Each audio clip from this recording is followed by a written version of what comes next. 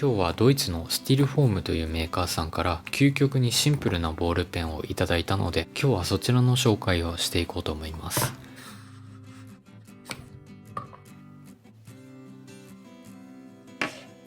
実はもう一本同じ形ですが違う素材のボールペンもいただいたので、比較を交えながら紹介していこうと思います。こちらの青いボールペンはスティルフォームアルミニウムペンでございます。値段は結構高くて15,000円からとなっています。アルミニウムは6種類のカラーバリエーションから選ぶことができます。自分はナイトスカイというカラーを選んでみました。続いてこちらはスティルフォームチタニウムペンでございます。値段はなんと18,700円からとなっています。チタンのカラーバリエーションはこちらのマットのみですね。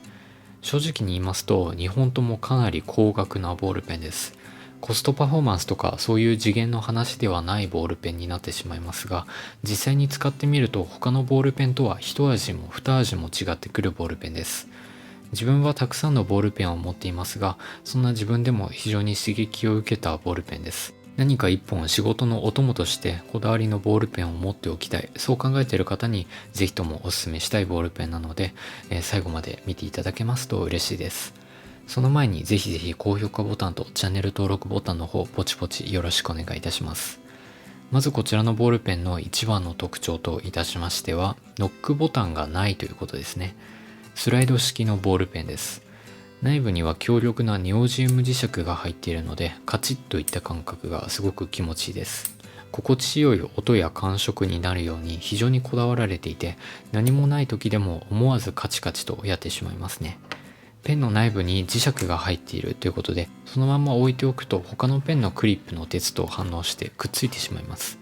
なのでたくさんのペンと一緒に使うのには向いていないかなと思いました。ペン1本だけ持っておきたいと考えている究極なミニマリスト向けボールペンだと自分は考えています。今回紹介するのはアルミ合金で作られたモデルとチタン合金で作られたモデルです。素材が全然違うということで、もちろん重量も全く違ってきます。アルミの方は 27.4g、チタンの方は 39.4g となっていて、チタン合金の方はめちゃめちゃ重たくなっています。筆記具の重量っていうのはだいたい 30g を超えると重たいなと感じるので、 40g 近いチタンの方はかなり重たくて、まるで金属の塊を持っているかのような感じがします。筆記具にチタンが使われているっていうのは結構珍しいんですよね。果たしてチタンとはどういう金属なのでしょうか。調べてみました。あまり身近で使われることのないチタンという金属なんですけれども、チタンを一言で表すと高価で高品質な金属だそうです。こちらのボールペンは 90% のチタンが含まれたグレード5のチタン合金が使われています。強度が高くて表面が硬く傷がつきにくい、ステンレスよりも軽い、海水よりも強く錆びにくいといった特徴があるので、高級な腕時計だったりエンジンにもよく使われている素材です。軽くて強いということで、高負荷のかかる場面ではかなり理想的な素材とも言われています。ステンレスよりも軽いということですが、アルミと比べたらかなり重たくなっています。くびれた部分にも磨き上げられたチタンが使われていて、ガンメタルのような少し暗めな色合いになっています。そんなチタンという高級な金属が贅沢にボディ全体に使われています。ボールペンにここまでの頑丈さっていうのは必要ないかもしれないんですけれども、無駄に頑丈なボールペンっていうのが男のロマンみたいな感じがしますよね。そんなシンプルで異質なボールペンなんですけれども、デザインについて詳しく見ていこうと思います。このアニメーションを見ていただきたいんですけれども、黄金比に基づいた設計がされているそうです。こちらのボールペンは世界三大デザイン賞と言われているレッドドットデザイン賞、それからイフデザイン賞を受賞している実力のあるボールペンです。値段はかなり高いボールペンなんですけれども、その分非常に表面の仕上げは丁寧にされているなといった印象です。ペンの後ろの方は丸っこくなっています。軸は直線的な形状で、先端に行くにつれて緩やかに細くなっています。ペン先をしまった状態の時は 137mm で、ペン先を出した状態の時は 133mm となっていました。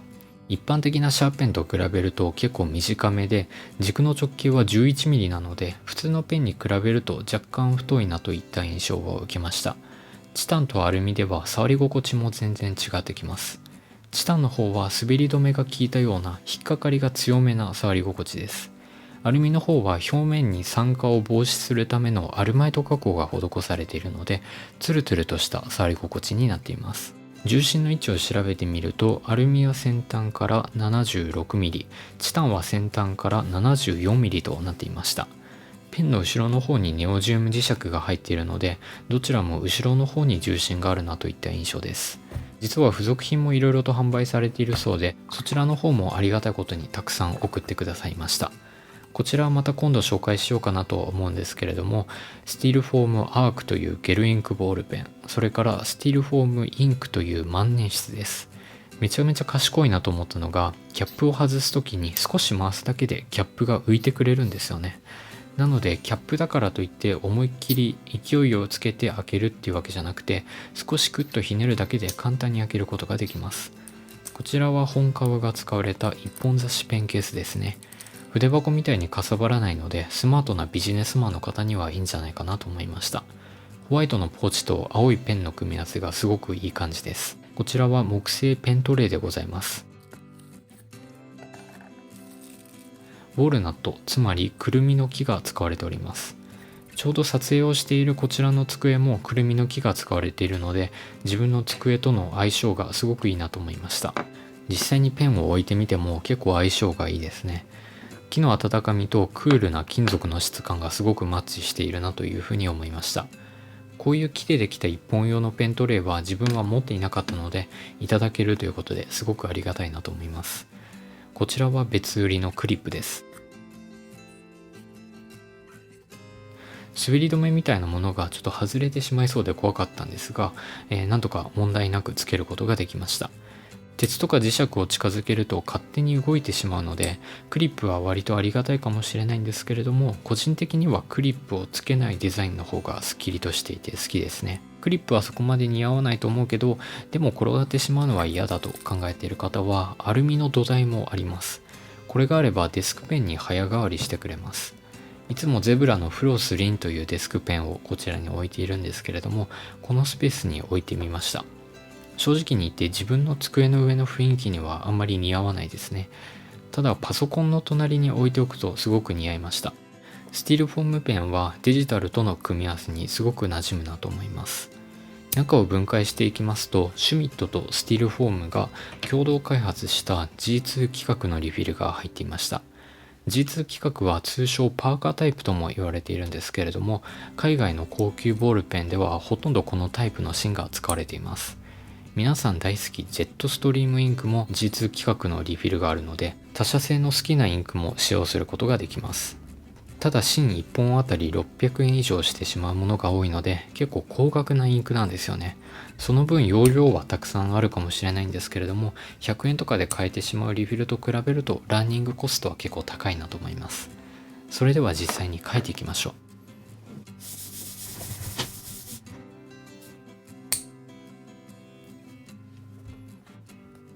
スティールフォームは海外のクラウドファンディングサイトで巨額の資金を集めた実績のあるメーカーです。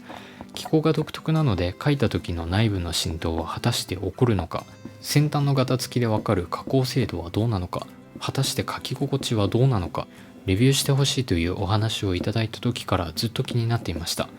正直に言わせていただきますと、ボールペンとしてかなり完成度が高いなと思いました。さすがに1万円以上するボールペンなので当然かもしれないんですけれども、自分が思っていた以上に書き心地が良かったです。まず何といっても安定感が半端ないです。本体をスライドさせる方式なので、内部の部品同士の間隔を極限まで狭くすることができています。なので内部での振動っていうのは書いている時はもちろん、ペンを振った時も全く感じなかったです。この安定感っていうのはかなり自分は大事な要素だと思っていて、書いている時に内部が振動してしまったらどうしても安っぽい書き味になってしまうんですよね。こちらのボールペンはフルメタルボディの頑丈な軸にふさわしい安定感がありました。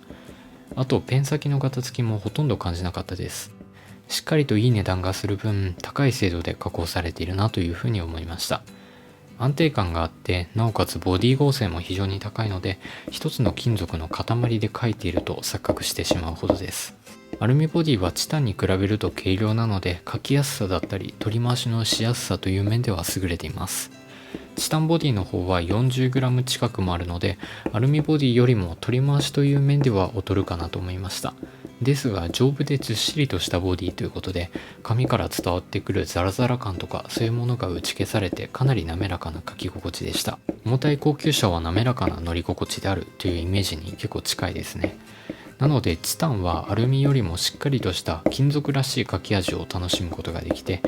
所有するのが楽しい、そんなボールペンなんじゃないかなというふうに思います。こうやって全く同じ形状なのに違う金属が使われたペンを比較できる機会っていうのはあんまりないので、すごく自分にとっていい経験になりました。